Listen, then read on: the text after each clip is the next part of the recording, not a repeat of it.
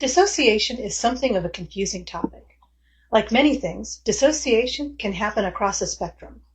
Not all dissociation is abnormal, pathological, or something to worry about. In fact, everyone dissociates from time to time. It's the level of disruption and distress that it causes that separates everyday dissociation from dissociation that is a clinical issue. In a nutshell, dissociation is losing contact with or awareness of some elements of the present reality. I realize this might not clear it up for you, so I'm going to give an example.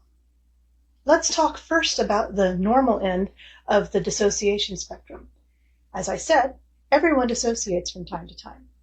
If you are caught up in a book or a movie, you might not be aware of being in your body, in your living room, in the present. That's a form of dissociation. Or, say you're in a meeting of some kind or in a waiting room and bored to tears. You start daydreaming about something pleasant and lose yourself in those thoughts. For that time, you're not aware of being bored in that meeting or bored in that waiting room.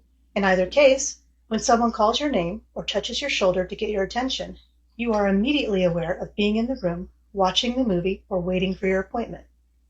You know who you are, and you know where and when you are, and you recognize that your body belongs to you. At that point, you are no longer experiencing dissociation. On the clinical end of dissociation, the dissociation is more lasting and typically causes significant distress. A person who is beginning to dissociate may feel foggy or be numb to things that they are experiencing.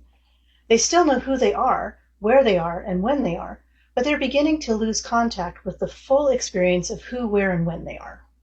The experiences seem distant rather than immediate and kind of muted.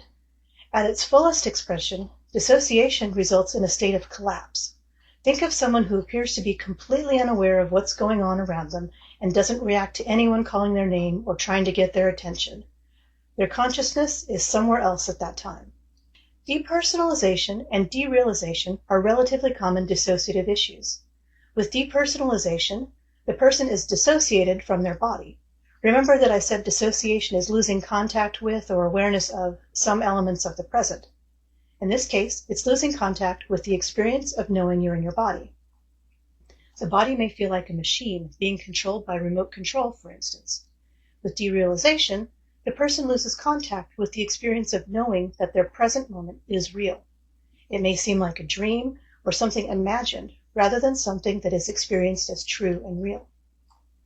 Depersonalization and derealization can wax and wane. That is, sometimes dissociation increases and other times it decreases or even disappears. Unfortunately, simply telling the person that what they're experiencing at that moment truly is real, or that the body they see in the mirror really is theirs, even though it doesn't feel like it, does not end the dissociation for them. It's not a fleeting dissociation like daydreaming. Flashbacks are a form of dissociation, as they are memories of past events experienced as if they are happening right now. The most severe form of dissociation is that of dissociative identity disorder.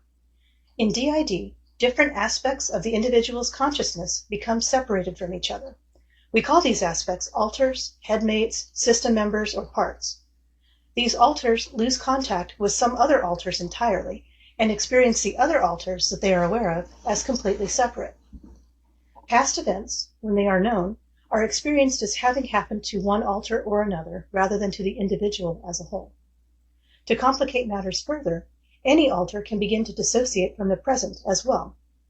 For instance, when talking about an upsetting memory, that alter may begin to start to feel foggy and distant and have trouble responding to the person they were talking with. It's easy to see why dissociation is such a confusing topic. How it is experienced can be quite different depending on the cause and the intensity. I'd love to hear your thoughts in the comments.